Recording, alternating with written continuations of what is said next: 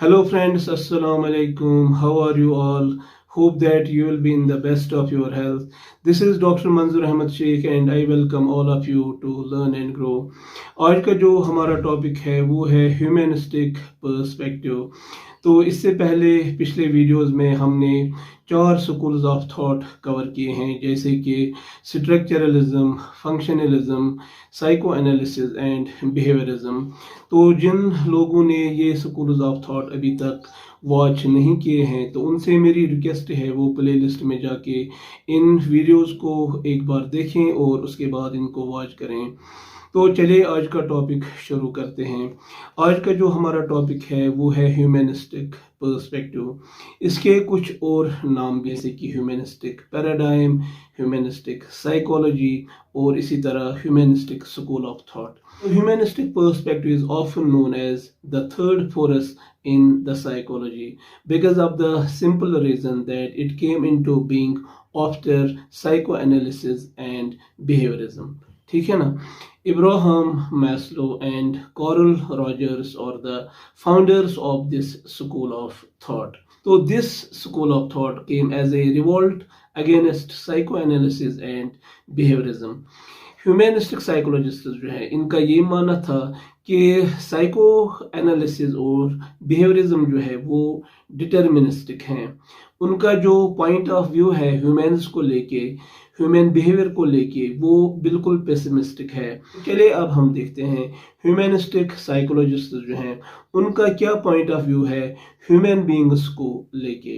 Humanistic psychologist का ये मानना है कि all human beings are innately good, all human beings are creative, all human beings are unique.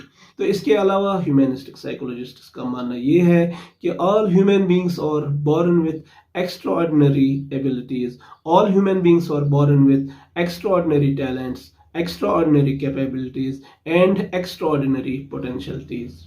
Humanistic psychologists also believe that we have capacity for self-determination and self-actualization. यानी हम अपने life को खुद डिटरमाइन कर सकते हैं, यानी हम फ्री विल का यूज करके अपनी लाइफ को खुद शेप अप कर सकते हैं, अपनी लाइफ को खुद ग्रो कर सकते हैं। इसके अलावा ह्यूमनिस्टिक साइकोलॉजिस्ट का ये मानना था कि we have a tendency to change our talents, abilities, capabilities and potentialities into actuality. तो इसके अलावा ह्यूमनिस्टिक साइकोलॉजिस्ट का ये मानना था कि we have ability, we have capability to face the problems and challenges of our life. इसके अलावा ह्यूमनिस्टिक साइकोलॉजिस्ट का ये मानना था कि we have ability to cope with the stresses and strains of our lives. ठीक है ना? तो इस तरह हमने देखा ह्यूमनिस्टिक साइकोलॉजिस्ट का जो पॉइंट ऑफ व्यू है ह्यूमन्स को लेके वो बहुत ही ऑप्टिमिस्टिक है, वो बहुत ही पॉजिटिव है। चलिए अब हम ह्यूमनिस्टिक पर्सपेक्टिव के जो की कंसेप्ट्स हैं उनको डिस्कस करते हैं। तो ह्यूमनिस्टिक पर्सपेक्टिव के जो प्रोमिनेंट फिगर्स हैं वो है Abraham Maslow and Carl Rogers. Now let us discuss Abraham Maslow's contribution first. Abraham Maslow ने जो थ्योरी दी है वो एक मोटिवेशनल थ्योरी है। उस थ्योरी का नाम है हायरार्की ऑफ नीड्स। तो इस थ्योरी में जो है 5 तरह के नीड्स हैं। पहली नीड जो है वो है फिजियोलॉजिकल नीड्स और बायोलॉजिकल नीड्स। दूसरी नीड जो है वो है सिक्योरिटी और सेफ्टी नीड्स। तीसरी नीड जो है वो है सोशल नीड्स और need for love and belongingness. तो फोर्थ नीड जो है वो है नीड फॉर सेल्फ एस्टीम और फिफ्थ नीड जो है वो है नीड फॉर सेल्फ एक्चुअलाइजेशन। तो इब्राहिम मैस्लो का ये मानना था कि पहले हम फर्स्ट नीड को सेटिस्फाई करते हैं, उसके बाद फिर दूसरी नीड पे आते हैं, फिर तीसरी नीड पे आते हैं, फिर चौथी नीड पे आते हैं और अल्टीमेटली फिर फिफ्थ नीड पे आते हैं, that is need for self actualization. तो चलिए अब हम इन नीड्स को वन बाय वन डिस्कस करते हैं। एज फॉर एज बायोलॉजिकल और physiological needs goes, they are concerned with our survival. तो फॉर एग्जांपल फिजियोलॉजिकल नीड्स में हमारा फूड आता है, वाटर आता है, ऑक्सीजन आता है, स्लीप आता है, सेक्सुअल अर्ज आती हैं, इसी तरह और भी चीज़ें आती हैं। तो ये सब चीज़ें जो है हमारे सर्वाइवल के लिए ज़रूरी है। For example, if we will go without food for a week's time or so, we will die. If we will go without water for 3 days time or so, we will die. तो इस तरह जो है ये सब needs हमारे survival के लिए ज़रूरी है। तो इब्राहिम मैस्लो का ये मानना था कि फिजियोलॉजिकल नीड्स जो हैं ये स्ट्रॉन्गेस्ट नीड्स हैं। Once physiological needs are satisfied, we switch to security and safety needs. Security and safety needs में क्या होता है, हम अपनी security चाहते हैं, हम अपनी safety चाहते हैं। For example, जहाँ हम रह रहे हों, हम चाहते हैं कि वो place फ्री ऑफ वायोलेंस हो, वहाँ पे पीस हो, वहाँ पे एक फेवरेबल एटमॉस्फेयर हो, तो वहाँ पे जो है law and order in place हो। तो इसी तरह जो है फाइनेंशियल सिक्योरिटी जो है हमारे सिक्योरिटी एंड सेफ्टी नीड्स में आता है। तो फाइनेंशियल सिक्योरिटी के बगैर हम हैप्पीनेस को अटेन नहीं कर सकते हैं, हम पीस को अटेन नहीं कर सकते हैं, हम अपने नीड्स को फुलफिल नहीं कर सकते हैं, हम अपने फैमिली के नीड्स को फुलफिल नहीं कर सकते हैं। इसके अलावा हम सेविंग अकाउंट्स ओपन करते हैं ताकि रेनी डेज के लिए हमारे पास पैसा बचा रहे। तो इसके बाद है फिर सोशल नीड्स और what we called need for love and belongingness.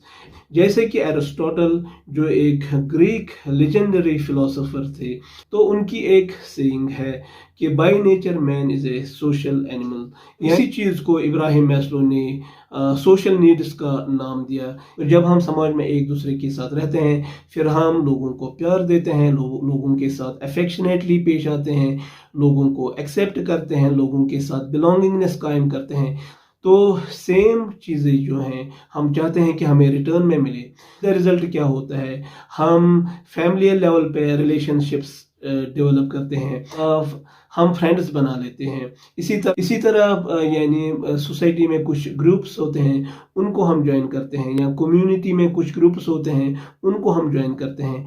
तो ऐसा करने से हमारी जो need for love and belongingness जो है वो सेटिस्फाई हो जाती है।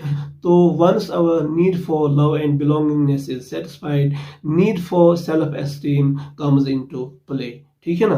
तो कि हमें एक नेचुरल टेंडेंसी होती है कि हम अपने लिए गोल्स जो हैं तय करें, हम अपने लिए जो है ऑब्जेक्टिव्स और एम्स जो हैं सेट करें, हम और उनको फिर हम अचीव करें। ठीक है ना।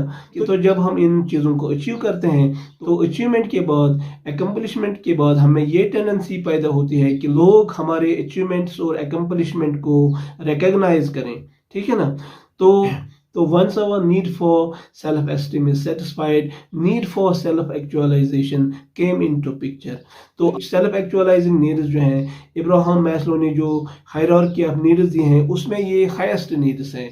तो self-actualization बेसिकली एक लाइफ लॉन्ग प्रोसेस है। तो इसमें क्या होता है, एक शख्स अपने टैलेंट्स को, एबिलिटीज़ को, पोटेंशियल को एक्सप्लोर करता है एंड अल्टीमेटली वो अपने पोटेंशियल को, एबिलिटीज़ को, टैलेंट्स को एक्चुअलिटी में तब्दील करता है। यानी हम ये कह सकते हैं वो कॉन्स्टेंटली अपने एबिलिटीज़ या टैलेंट्स को होन अप करता है, शार्पन अप करता है, उस अपने स्किल्स को पॉलिश अप करता रहता है, तो यहाँ तक कि वो एक सेल्फ एक्चुअलाइजिंग पर्सन बन जाता है। तो it was all about Abraham Maslow's contribution. Now let us talk about Carl Rogers contribution. तो कॉरल रॉजर्स का जो लाइफ स्पैन है दैट रेंजेस फ्रॉम 1902 टू 1987। ठीक। तो कॉरल रॉजर्स ने भी बहुत सारे कंसेप्ट दिए हैं। उन्होंने एक थ्योरी दी है जिसका नाम है पर्सन सेंटर्ड थेरेपी और क्लाइंट सेंटर्ड थेरेपी। इसके अलावा जो है कॉरल रॉजर्स ने फ्री विल का कंसेप्ट दिया है। इसी तरह कॉरल रॉजर्स ने रियल सेल्फ और आइडियल सेल्फ के बारे में बात की है। तो इसके अलावा कॉरल रॉजर्स ने सेल्फ एक्चुअलाइजेशन के बारे में बात की है और फुली फंक्शनिंग पर्सन के बारे में बात की है। तो चलिए अब हम इन कंसेप्ट्स को ब्रीफली डिस्कस करते हैं। तो पहले हम पर्सन सेंटर्ड थेरेपी को लेते हैं। जैसे कि मैंने अभी बताया कि it is also known as client centered therapy और नॉन डायरेक्टिव काउंसलिंग। ये थेरेपी जो है ये एक तरह का जो है साइकोलॉजिकल ट्रीटमेंट है। यानी इसमें क्या होता है, एक क्लाइंट प्रॉब्लम लेके आता है काउंसलर के पास, यानी इस थेरेपी में जो है क्लाइंट का रोल जो है वो प्राइमरी होता है और काउंसलर का जो रोल है वो सेकेंडरी होता है। काउंसलर का काम इस थेरेपी में ये होता है कि वो क्लाइंट को एक कंजीनियल एटमॉस्फेयर प्रोवाइड करे, वो सिर्फ काउंसलिंग प्रोसेस को फैसिलिटेट करता है, ठीक है ना।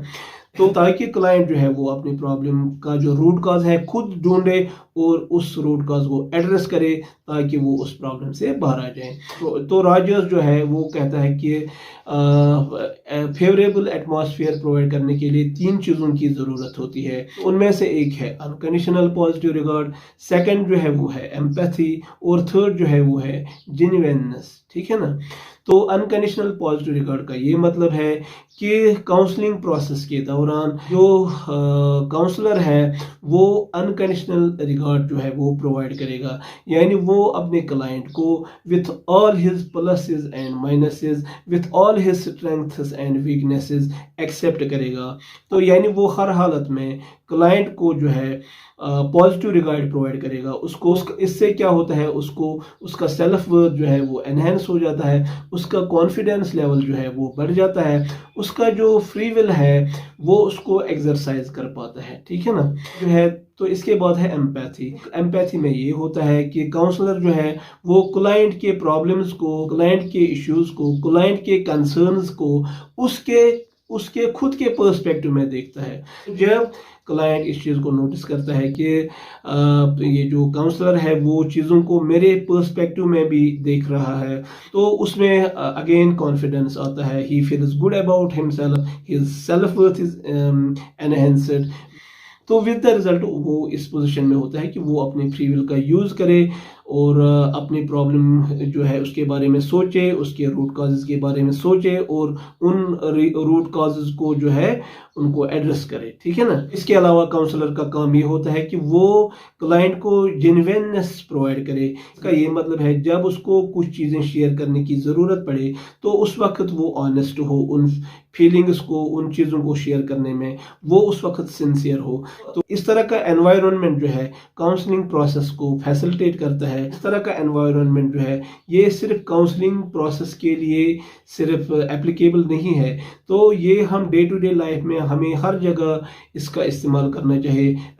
स्पेशली पेरेंट्स को अपने बच्चों को इस तरह का एनवायरनमेंट प्रोवाइड करना चाहिए बचपन से ही, ताकि वो अपने फ्री विल का यूज़ कर सकें, ताकि वो कॉन्फिडेंट फील करे, उनका जो सेल्फ रेस्पेक्ट है वो बढ़ जाए, उनका जो सेल्फ वर्थ है वो बढ़ जाए, ताकि उन्हें अपने आप को डेवलप करने का मौका मिले।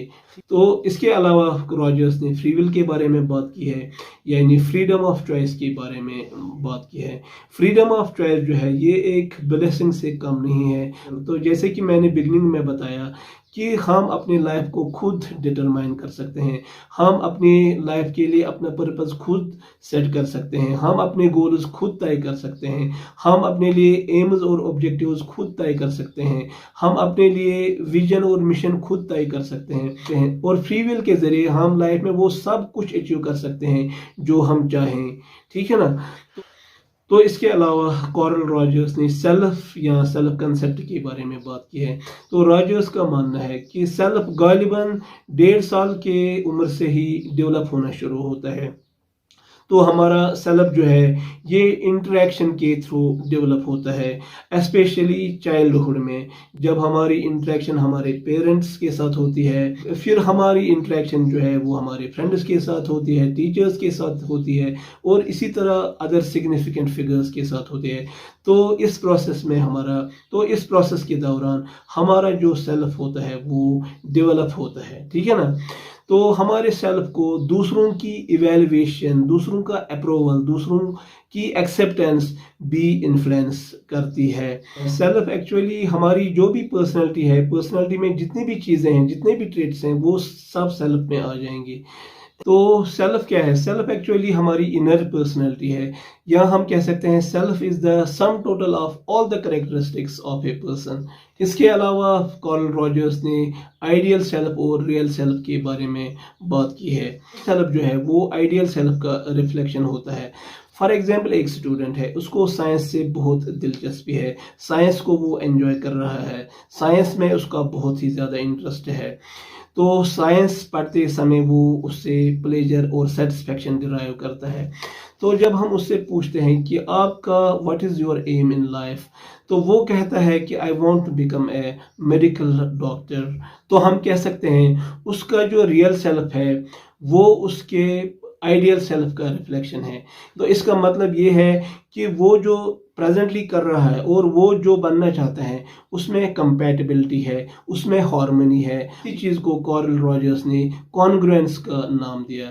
तो ऐसा शख्स जो है हमेशा खुश होता है। तो रॉजर्स ने कहा कि अगर रियल सेल्फ और आइडियल सेल्फ में तजाद होगा, डिस्पैरिटी होगी, हार्मनी नहीं होगी, कंपैटिबिलिटी नहीं होगी, तो एक शख्स जो है वो अनहैप्पी होगा, वो सैड रहेगा, वो एंग्शियस रहेगा, वो स्ट्रेस में रहेगा, और in extreme cases it may lead a person to maladaptive behaviour patterns. ठीक है ना। तो इसके अलावा कार्ल रॉजर्स ने फुली फंक्शनिंग पर्सन का कंसेप्ट दिया।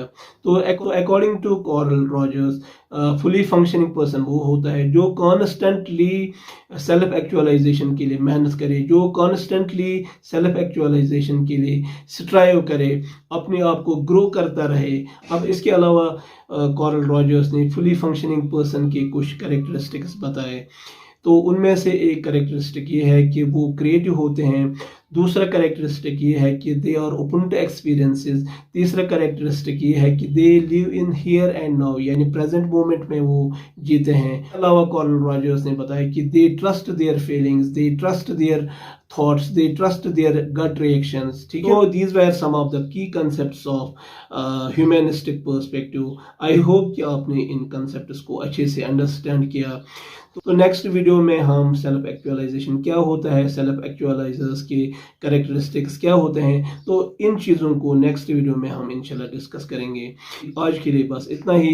अगर आपको आज का वीडियो अच्छा लगा, इंफॉर्मेटिव लगा, तो इस वीडियो को आप प्लीज़ ज़्यादा से ज़्यादा लोगों के साथ शेयर कीजिए, इसको आप लाइक कीजिए, और जो लोग चैनल पे नए हैं उनसे मेरी रिक्वेस्ट है कि वो चैनल को प्लीज़ सब्सक्राइब करें। तो with these words I would like to thank all of you for watching this video till the end. Stay happy and blessed. Khuda Hafiz.